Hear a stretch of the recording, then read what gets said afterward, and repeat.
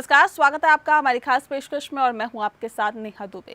देश में कोरोना का कहर लगातार बढ़ता जा रहा है। दिल्ली एनसीआर सबसे ज्यादा प्रभावित है। लोगों को ऑक्सीजन, बेड और जरूरी दवाओं की भी किल्लत से जूझना पड़ रहा है।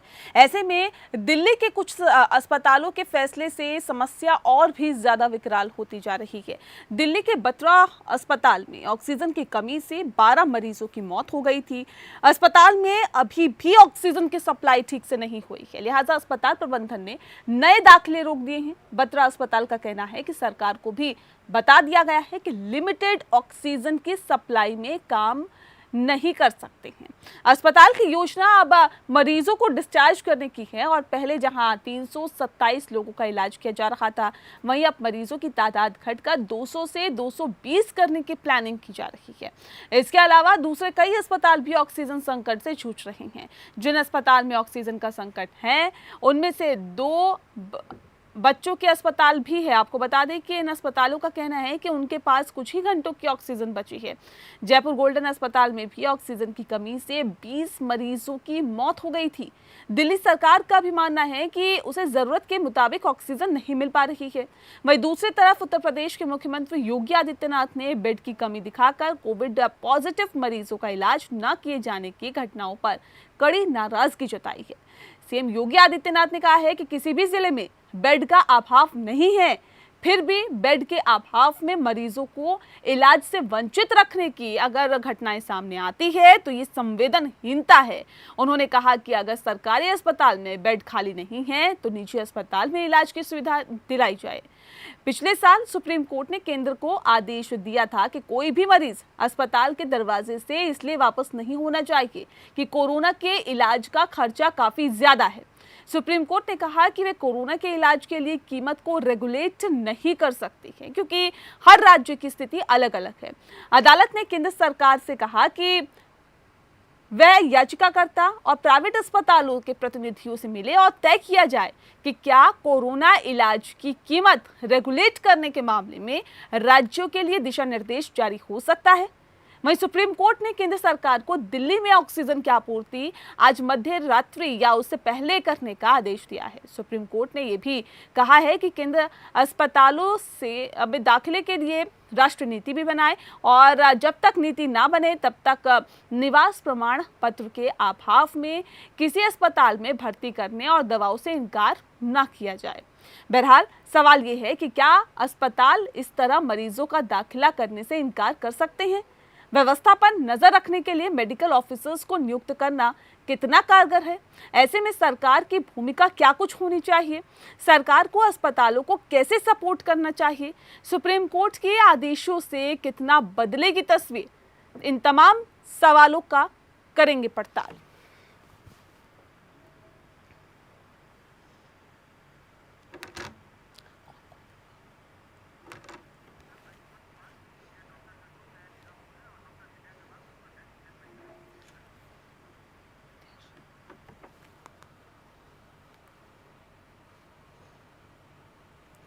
जी, आपको बता दें कि जो हालात फिलहाल देश में बने हुए हैं वो काफ़ी गंभीर है और इसके मद्देनज़र ये कहा जा सकता है कि जो हालात है वो बहुत ज़्यादा भयावह हैं और इन हालातों से निपटने के लिए जाहिर तौर पर सरकार अपने स्तर पर काम कर रही है। लेकिन ऐसे में सवाल कई खड़े होते हैं। सवाल ये भी है कि सरकार की जो भूमिका है क्या वो सही है या फिर अपने जो इंतजामात है उसको बेहतर करने की ज़रूरत है। इस विषय पे आज हम तफसील से चर्चा करेंगे। हमारे साथ खास मेहमान मौजूद हैं, उनसे आपका परिचय करा देते हैं। डॉक्टर अंशुमन हमारे साथ मौजूद हैं जो कि सीनियर डॉक्टर हैं और धर्मशिला अस्पताल से हमारे साथ सीधे जुड़े हुए हैं। बहुत स्वागत है आपका। और डॉक्टर विनय अग्रवाल हमारे साथ मौजूद हैं जो कि पूर्व अध्यक्ष आईएमए के। डॉक्टर विनय, आपका भी बहुत स्वागत है। नमस्कार। जी, डॉक्टर अंशुमन, सबसे पहले रुख आपका ही करेंगे। सर, किस तरह से इस हालातों को आप आंकते हैं जो दिल्ली एनसीआर में बने हुए हैं, जो इस पूरे देश में बने हुए हैं? ऑक्सीजन की कमी, बेड्स की कमी, आईसीयू की कमी, ये ऐसी तमाम समस्याएं हैं जो आप आमतौर पर देख रहे हैं। देश भर में बनी हुई है ये समस्या, जिसकी वजह से कई लोगों की जान भी जा चुकी है। इन समस्याओं को आप कैसे आंकते हैं? इन तस्वीरों को आप कैसे देखते हैं, डॉक्टर अंशुमन? बिल्कुल, एक शब्द में मैं बोलूँ बस इंतजामी है। इसको हेल्थ केयर मैनेजमेंट लैंग्वेज में जब अस्पताल की बात होती है तो बिल्डिंग नहीं, एक बिल्डिंग के अंदर सारे इंफ्रास्ट्रक्चर होते हैं जिसमें monitor, oxygen, doctors, paramedical staff और इससे continuous running supply chain management, मतलब दवाइयाँ, ऑक्सीजन समय पे मुहैया हो। इसमें अस्पताल प्रशासन क्या करेगा? सारी चीजों की व्यवस्था सुदृढ़ करेगा, लेकिन जो डिमांड सरकार की तरफ से पूरी होनी है, ऑक्सीजन का इंतजाम और जो भी बच्चा अस्पताल का आप दिखा रहे हैं जी, उसमें तो सरकार को करना पड़ेगा। अच्छा, सरकार कोई पार्टी नहीं होती है, जो दर्शक देख रहे हैं उसको समझना पड़ेगा। सरकार में चुने हुए लोग जिनको एक व्यवस्था सुदृढ़ करनी है, उसमें कोई एक्सक्यूज नहीं है कि केंद्र और राज्य की लड़ाई से कोई मतलब नहीं। पब्लिक को मतलब है कि आप स्वास्थ्य व्यवस्था मुहैया कराइए। तो इसके बाद इंतजामी हुई। दूसरा कहोगे कि अनएक्सपेक्टेड था क्या? नहीं, अनएक्सपेक्टेड नहीं था। हम जिन कंट्री से पीछे चल रहे हैं उनके यहाँ सेकेंड वेव आके जनवरी में खत्म हुआ, हमारा एक्सपेक्टेड था मार्च एंड में आने का। पूरा साल मिला इंतजाम करने का, तैयारी करने के लिए, लेकिन हमने तैयारी नहीं की और उसी का नतीजा हमें देखने को मिल रहा है। महाराष्ट्र में हमने देख लिया, आप दिल्ली में देख रहे हैं और उत्तर प्रदेश में देख रहे हैं। अभी की सिचुएशन इससे बदतर हो गई। हमें बिल्कुल मेडिकल मैनेजमेंट ऑफ कोरोना करना पड़ेगा। अभी तक पॉलिटिकल और ब्यूरोक्रेटिक मैनेजमेंट हो रहा, उसको बंद करना पड़ेगा।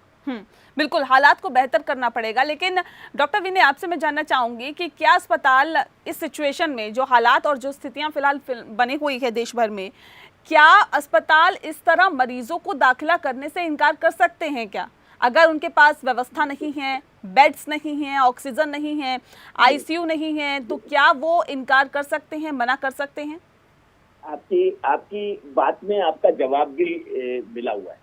आपने सवाल किया, जवाब भी साथ में है। अगर अस्पताल के पास फैसिलिटीज नहीं है तो अस्पताल उन मरीजों को अंदर लेकर करेगा क्या?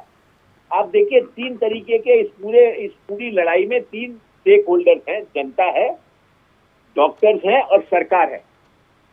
जिस समय ये एक तरीके से पॉलिसी और सिस्टम फेलियर है, जहां पे जनता भाग रही है ऑक्सीजन ऑक्सीजन लेने के लिए, डॉक्टर्स लोग जिनको मरीज का इलाज करना चाहिए वो ऑक्सीजन और दवाइयां इकट्ठी कर रहे हैं। उनका सारा का सारा जो मैनेजमेंट है वो एक जगह से दूसरी जगह सिलेंडर इकट्ठा करता फिर रहा है। और सरकार जो है वो एक के बाद एक नया सर्कुलर निकाल के जो पॉलिसी है, जो जिसका टोटल फेलियर है, वो ड्राइंग रूम में बैठ के काम कर रही है।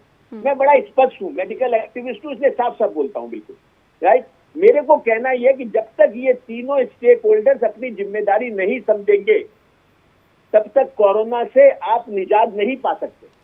हमारा काम, हम कंधे से कंधा मिला के सरकार के साथ काम करने को तैयार है, काम कर रहे हैं। हमारे डॉक्टरों ने 800 डॉक्टरों की मौत हुई पहले, अब 200 के करीब डॉक्टर से सेकंड वेव में डेथ हो चुकी है। हम अपनी लाइफ को रिस्क करके इस लड़ाई से लड़ रहे हैं। पहली बार हमें पीपी किट्स नहीं मिले थे, मास्क नहीं मिले थे, चीजें नहीं मिली, तब लड़ रहे थे। आज हमारा पॉलिसी फेलियर है, ऑक्सीजन नहीं मिल रही है, हमें चीजें नहीं मिल रही है। 24-24, 36-36 घंटे थक चुके हैं डॉक्टर्स बुरी तरीके से। आप सोचिए, एक सिलेंडर लेने के लिए 24 घंटे लाइन में खड़ा होना पड़ता है। इसको कोई हाईलाइट नहीं कर रहा है। और जिस प्रोसेस के लिए आदरणीय सुप्रीम कोर्ट को इंटरवीन करना पड़े और सेंटर और स्टेट को ये कहना पड़े कि तुम्हारी गलतियां हैं, तुम्हारे सिस्टम फेलियर है, तुमको सुधारना पड़ेगा, तब तक नहीं हो सकता। आप बताइए, मेरे अस्पताल में 40 पेशेंट्स हैं, मैं कैसे 45 पेशेंट रखूंगा, उनका क्या करूंगा? ठीक है, तो ये तो उस जगह, ये तो सिस्टम को देखना पड़ेगा। बिल्कुल सिस्टम को देखना पड़ेगा। और इस सिस्टम को देखने के लिए डॉक्टर अंशुमान, व्यवस्था पर नजर रखने के लिए अगर मेडिकल ऑफिसर्स को तैनात कर दिया जाता है, सर व्यवस्थाएं एक तरह से सुचारू रूप से नहीं चल पा रही है, या फिर यूं कहें कि जिस तरह से आपको सुविधाएं रखनी चाहिए थी उतनी सुविधाएं आपने नहीं रखी। अगर अस्पतालों के पास ऑक्सीजन नहीं है, बेड्स नहीं है, आईसीयू नहीं है, फैसिलिटीज़ नहीं है, पीपीई किट का भी जिक्र अभी डॉक्टर विनय ने किया कि तमाम तरह की दिक्कतों से डॉक्टर्स को दो चार होना पड़ रहा है, व्यवस्थाएं ठीक नहीं है, जो सिस्टम है वो ठीक से काम नहीं कर पा रहा है, ऐसे में नज़र रखने के लिए मेडिकल ऑफिसर्स को तैनात करना, क्या आपको लगता है कि ये कारगर हो रहा है या फिर होगा? नेहा, बहुत अच्छा सवाल पूछा। डॉक्टर विनय अग्रवाल ने जो बातें उठाई वो पिछले साल, मतलब मार्च में के महीने में जब कोरोना इंडिया में शुरू हुआ था, लॉकडाउन लगाया गया था 2020 में, तब भी यही समस्या थी। तब हमने माना कि नोवल कोरोना वायरस है, हमारे देश के लिए प्रबंधन इसके लिए नया है, सीख लिया। 1 साल हो गया। 1 साल के बाद आज स्थिति ये है कि एक डीएम ऑर्डर करता है डॉक्टर को कि किसमें रेमडेसिविर चलाओगे, किसमें नहीं चलाओगे, किसमें ऑक्सीजन दोगे। ये देश की बदकिस्मती है या मेडिकल एजुकेशन सिस्टम पे एक चैलेंज है। अब आपने जो सवाल पूछा, मेडिकल ऑफिसर को अगर तैनात किया जाए, बिल्कुल क्या करना होगा, आपको इस सिस्टम को रिवर्स करना होगा। मेडिकल ऑफिसर तैनात हो, सिस्टम में देखे क्या कमी है, कैसे इसको दुरुस्त करेंगे, वो जो ऑर्डर करे उसको ये आईएएस ऑफिसर और लेजिस्लेटर, मंत्री, मुख्यमंत्री, ये उसको पूरा करे, उसको सुविधा मुहैया कराए। ये सिस्टम रिवर्सल की जरूरत है, लेड बाय मेडिकल पीपल, जो क्लिनिशियन है, जो क्लिनिकल प्रैक्टिस में है, वो लीड करे सिस्टम को, और ये लोग एग्जीक्यूटर बने। इनको जो ऑर्डर किया जाए, इतने ऑक्सीजन की सप्लाई कराओ, इतने बेड की व्यवस्था कराओ, आज ही ये सिस्टम चेंज हो जाएगा, आपको देश में सुधार दिखने लगेगा तुरंत। बिल्कुल। डॉक्टर विनय, क्या ऐसे सुधार मुमकिन है जिस बात का जिक्र डॉक्टर अंशुमन कह रहे हैं? डॉक्टर अंशुमन ने बिल्कुल ठीक कहा कि policy makers have to make good policies and they have to be a part of it. हमें ड्राइंग रूम से निकलकर ग्राउंड पे आना पड़ेगा। मेरे को चाहिए कि ऑक्सीजन जो है मेरे अस्पताल में मिले, ना कि मैं जाऊं 52 किलोमीटर दूर ऑक्सीजन लेने। तो अगर जब तक ये सब चीजें हम मिलजुल के करेंगे, ये महामारी है, ये ऑर्डिनरी बीमारी नहीं है, इसमें सबका रोल है, हम सब अपना अपना पार्ट प्ले करें। तो मैं तो ऑप्टिमिस्ट हूँ, मुझे एक अच्छी लाइट नजर आ रही है इसके बाद, बट हम सबको अपना अपना रोल प्ले करना पड़ेगा। जब तक नहीं, जहाँ तक आपने मेडिकल ऑफिसर की बात की, बिल्कुल जरूरी है, नर्सेज भी जरूरी है, जहाँ जहाँ से रिसोर्सेज मिल सकते हैं उन सबको लेना चाहिए, लेकिन उनको प्रॉपरली एम्प्लॉय करना चाहिए, प्रॉपर जगह पर भेजना चाहिए। और आप सोचिए, आप 5000 बेड्स बना दिए ऑक्सीजन के, और जो 5000 ऑलरेडी चल रहे हैं उनमें ऑक्सीजन नहीं है। ये तो पॉपुलिस्ट अप्रोच है ना हमारे पॉलिटिशियंस की। पहले जो 5000 चल रहे हैं या 25000 चल रहे हैं, उनको फैसिलिटीज मुहैया कराओ, उसके बाद बेड बढ़ाओ। बेड बढ़ा के नाम देने के लिए कि 5000 बेड्स बढ़ गए हमारे ऑक्सीजन के साथ, और जो बाकी है उनको ऑक्सीजन नहीं, ये पॉलिसीज खराब है। इन पॉलिसीज को हमें ठीक करना पड़ेगा, और जब तक इन पॉलिसीज को ठीक नहीं करेगा, वो एक आदमी नहीं करेगा, सब लोग मिलजुल के करेंगे, सब लोग मिलजुल के करेंगे। डॉक्टर विनय, ये भी मुझे बताइए कि सरकार की अभी भूमिका क्या होनी चाहिए फौरी तौर पर, क्योंकि अभी हालात बहुत क्रिटिकल है, जैसा कि आप देख रहे हैं। दिल्ली एनसीआर को ही छोड़ दीजिए, बाकी और तमाम जगहों पे भी अगर मैं बात करूं, चाहे उत्तर प्रदेश के लखनऊ की बात करूं, गाजियाबाद की, नोएडा की बात करूं, या फिर महाराष्ट्र की मुंबई की बात करूं, ये तमाम ऐसी जगह है सर जहां पर क्रिटिकल सिचुएशन है, और जाहिर तौर पर वहां पर फौरी तौर पर सरकार को कदम उठाना क्या कुछ चाहिए जिससे कि कुछ हद तक राहत हो सके? मैं आपको दो सर्कुलर बताता हूँ, उससे सरकार की आपको पता लग गया। जैसे आपने अभी कहा, योगी आदित्यनाथ ने कहा किसी भी मरीज को वापस किया तो एक्शन लिया जाएगा। दूसरा मैं आपको बताता हूँ कि एक छोटा नर्सिंग होम है जिसने कहा कि हमको ऑक्सीजन दो, सुबह से रो रहा था, जब उसे ऑक्सीजन नहीं मिली तो उसने कहा मैं नया पेशेंट नहीं लूंगा। उस पर डीएम ने उसको सील करने का ऑर्डर दे दिया। इसे ऑक्सीजन अरेंज करना अस्पताल का काम है, ना कि एडमिनिस्ट्रेशन का काम है। अगर ऐसे लोग पॉलिसी बनाएंगे और ऐसे लोग ऊपर बैठे होंगे तो कैसे आप महामारी से लड़ सकते हैं? योगी आदित्यनाथ को चाहिए अस्पतालों को बोले कि आपको क्या चाहिए मैं देता हूँ, मरीजों को वापस मत करो, मेरी टीम आपको प्रोवाइड करेगी, मैं मरीजों को। और ऐसे ही वो डीएम जो बैठा है उसको अपनी टीम को भेजना चाहिए कि उस ऑक्सीजन में, उस अस्पताल में इमीडिएटली ट्रक से ऑक्सीजन पहुंचाई जाए, ना कि उसको कहा जाए कि तुमको सील कर देंगे। तो हमको प्रेशर में काम नहीं करना है, हमको वर्क विद ए स्माइल करना है। वर्क विद ए स्माइल तभी होगा जब सब लोग मिल के काम करेंगे। मेरी ये प्रार्थना है कि आइए मिलजुल के काम करें, इस महामारी से लड़े। अदरवाइज इतनी सारी मौतें हो चुकी हैं और बहुत सारी मौतें होने वाली है, उनको बचाएं। ठीक है डॉक्टर अंशुमन, क्योंकि आप डेली ग्राउंड लेवल पे काम करते हैं सर, आप बेहतर तरीके से बता पाएंगे कि फिलहाल अगर हम अस्पतालों की बात करें तो किन किन चीज़ों की बहुत ज़्यादा ज़रूरत है। देखिए, बाहर के इंसान को सिर्फ इतना दिख रहा है कि अभी ऑक्सीजन नहीं मिल पा रहा है, दिख रहा है कि आईसीयू बेड्स नहीं मिल पा रहे हैं, नॉर्मल बेड्स भी नहीं मिल पा रहे हैं, यानी कि दवाइयाँ, इन सब की किल्लत हो रही है। लेकिन अगर हम बहुत डीपली जाएँ तो अस्पतालों में अभी किन किन चीज़ों की बहुत ज़्यादा किल्लत है, और किस तरह से अस्पतालों को भी सपोर्ट करना यहाँ पर चाहिए सरकार की तरफ से? नेहा, अस्पताल दो तरीके के होते हैं, एक होता पब्लिक हेल्थ सेक्टर, एक होता है प्राइवेट हेल्थ सेक्टर जी। अभी दोनों को पहले तो मिल जाना चाहिए कि कितने बेड्स हैं टोटल, जिस भी स्टेट की बात करो उसको मिल जाना चाहिए। दूसरा, जो व्यवस्था आप देख रहे हो वो अति गंभीर बीमारियों का इलाज ऑलमोस्ट बंद हो चुका है, जैसे कैंसर का, हार्ट का, किडनी का, इनके रोगियों की व्यवस्था बंद कर दी गई सरकारी अस्पतालों में, तब ये फैसिलिटी मिल रही है। एक मुहावरा किसी ने कहा था, ऊंट के मुंह में जीरा, जो भी व्यवस्था है और जितनी रिक्वायरमेंट है, वो भी जीरा तब बना जबकि बाकी बीमारियों का इलाज बंद कर दिया गया। तो ये कहाँ दिक्कत आ रही है कि डिमांड सप्लाई चेन एक चीज होती है कि आपकी डिमांड कितनी है, सप्लाई कितनी है, और ये प्रिज्यूम करना होता है। ऐसा नहीं कि अभी डिमांड आई तो अभी ऑक्सीजन बनने लगेगा। एक्सपेक्टेड डिमांड नेक्स्ट मंथ क्या होगी, इसको पहले से आप फुलफिल कर लो। इसके लिए जैसे पिछले साल ऑक्सीजन प्लांट लगना था दिल्ली में 8, एक भी नहीं लगा, एक लगा है जो कि फंक्शनिंग नहीं है, और 7 तो लगे ही नहीं। तो आपने प्रिज्यूम नहीं किया था कि सेकेंड वेव आएगा। आज ही कह देता हूं, आपके आर्काइव में एपीएन में रख लीजिएगा, थर्ड वेव भी आना है बहुत जल्दी, सेकेंड वेव के खत्म होते हैं, और फोर्थ वेव भी आना है। आपकी तैयारी क्या है उसके लिए? तो व्यवस्थाओं में कहां कहां कमी आ रही है, कोऑर्डिनेशन नहीं है, जो हॉस्पिटल मैनेजमेंट है और जो ब्यूरोक्रेट्स हैं, ब्यूरोक्रेट्स डिक्टेटरशिप कर रहे हैं। वो धमका के कहते हैं तुम्हें करना पड़ेगा, तो भाई सप्लाई नहीं है तो क्या करेगा, अस्पताल बंद कर देता है, कहता है कि जब मेरे पास ऑक्सीजन नहीं है तो मैं कहां से पेशेंट लूं। इनको सामंजस्य बिठाना होगा और सामंजस्य सुदृढ़ करना होगा, व्यवस्थाओं को बहुत सुदृढ़ करना होगा, तब जाके हम डिलीवरी कर पाएंगे। अदरवाइज सिर्फ दिखाते रहेंगे कमी है, कमी है, कमी पूरी कैसे होगी? कमी ऐसे पूरी होगी कि जो डिमांड रेज की जाए उसको आप सरप्लस में पूरी करें। अब ये कैसे पूरी करें? इलेक्शन लड़ने समय आप पूछने नहीं गए थे कि कैसे लड़ना है इलेक्शन, आपने गवर्नेंस का जिम्मा लिया है, शपथ लिया है, तो शपथ की तरह आप पूरा करें जो भी डिमांड की जा रही है। आप उससे पीछे नहीं हट सकते हैं।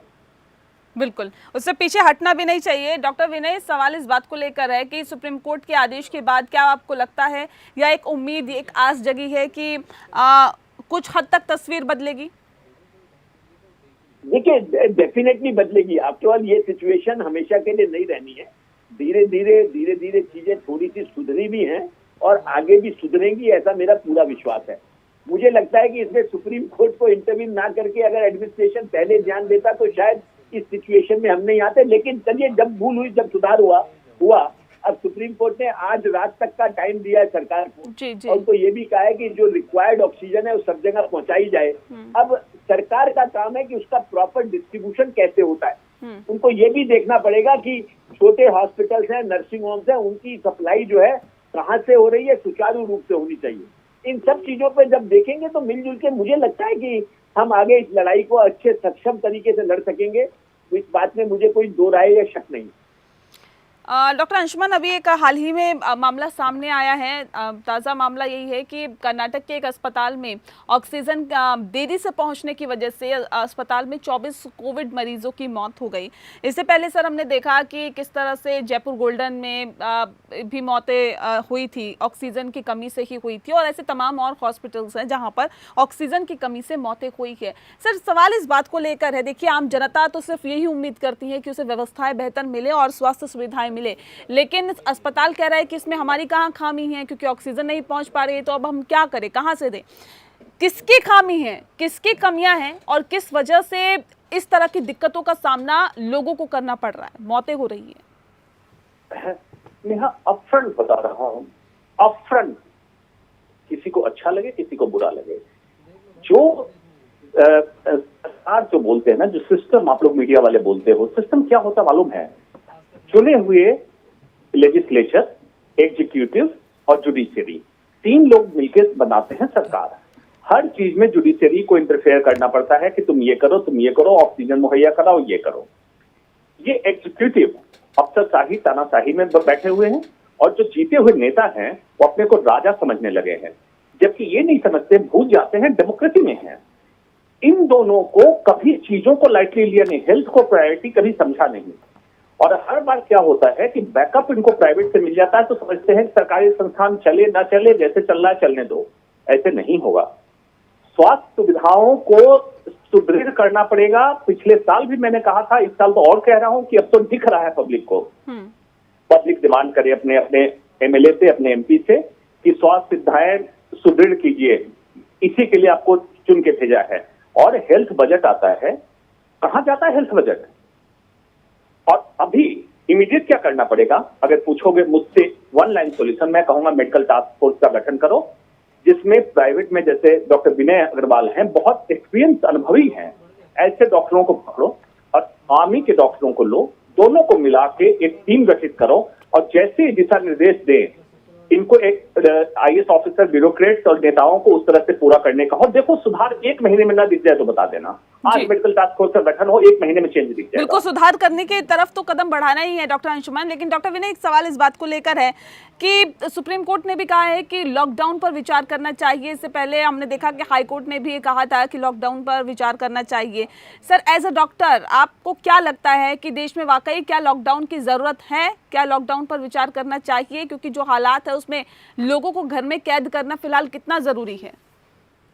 देखो, मैं एक बात बड़ा स्पष्ट समझता हूं और आई थिंक लॉकडाउन का एक बहुत बड़ा रोल है और वो रोल है लोगों में भय पैदा करना, लोगों को ये बताना कि लॉकडाउन इसलिए लग रहा है कि ये महामारी विराट रूप ले रही है, ये एक फीलिंग घर में आना है बहुत जरूरी है, चेन को कहीं ब्रेक करना पड़ेगा। लेकिन ये वीकेंड लॉकडाउन हैं, नाइट के लॉकडाउन हैं, 10 बजे से लेके 5-6 बजे तक, उसका कोई रोल नहीं है। अगर लॉकडाउन होना है तो एक स्पेसिफिक पीरियड के लिए होना चाहिए।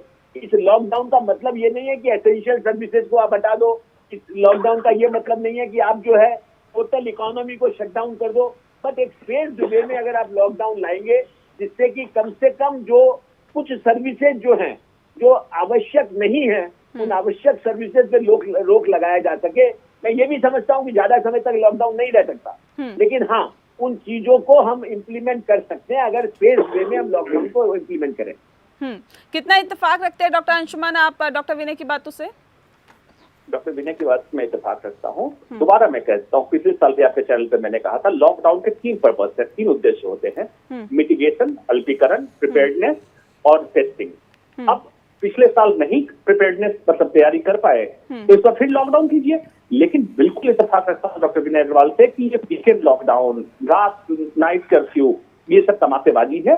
कहता है ना कि जब ऐसे आदमी के हाथ में डेमोक्रेसी चले जाए तो कहता है कुछ तो कर रहा हूं ना, वही कुछ कर रहा हूं, रात में कोरोना निकलेगा दिन में नहीं निकलेगा, ये वाली हालत है। तो आप 15 दिन या 20 दिन का लॉकडाउन कीजिए, एसेंशियल सर्विसेज से चलने के बाकी सारे शटडाउन कीजिए। क्यों नेहा जरूरी है? अभी लाइफ, जीवन, जीविका और जीवन दोनों में संतुलन बनाना है। लोग ऐसा ना कि फिर से जीविका के चक्कर में मर जाए, तो दोनों बैलेंस बना। लेकिन महामारी इतना विकराल रूप लेके जा रही, तैयारी कुछ है नहीं सरकार की, तो आप करिए तो कंप्लीट लॉकडाउन कीजिए, फिर से एसेंशियल सर्विसेज चलें और तैयारी कर लीजिए प्लीज। इस बार ये गलती मत कीजिए जो पिछले साल लॉकडाउन में किया था। लॉकडाउन कर दिया, नौटंकी कर ली, सारे तमाशेबाजी हुई, लेकिन तैयारी नहीं हुई। बिल्कुल जो तैयारी करनी चाहिए थी, बिल्कुल सही बात आपने कही है डॉक्टर अंशुमन, जो तैयारी करनी चाहिए थी वो तैयारी नहीं हुई। और अगर इस बार लॉकडाउन लगता है तो जाहिर तौर पे एक तैयारी करने का और बेहतर तैयारी करने का एक मौका भी सरकार को होगा। अगर ये मौका गंवाते हैं तो जाहिर तौर पे कहा जा सकता है कि बहुत ज्यादा दिक्कतों में देश आगे दिख सकता है, क्योंकि आपने जिस तरह से कहा कि सेकेंड वेव तो आई है, थर्ड वेव भी आएगी और फोर्थ वेव भी आएगी। हालांकि कोर्ट तो ये कह चुका है कि ये वेव नहीं बल्कि सुनामी है। तो इस सुनामी से निपटने के लिए सरकार को बेहतर कदम उठाने की यहाँ पर बहुत जरूरत है, और किस तरह के कदम सरकार उठाएगी ये वाकई देखने वाली बात होगी। बहरहाल बहुत शुक्रिया, आप दोनों ही डॉक्टर्स ने बहुत तफसील से इस पूरे विषय पर चर्चा की, इसके लिए बहुत बहुत शुक्रिया आप डॉक्टर विनय आपका और डॉक्टर अंशुमन आपका भी। इसी के साथ इस खास कार्यक्रम में इतना ही, मुझे दीजिए इजाजत, नमस्कार।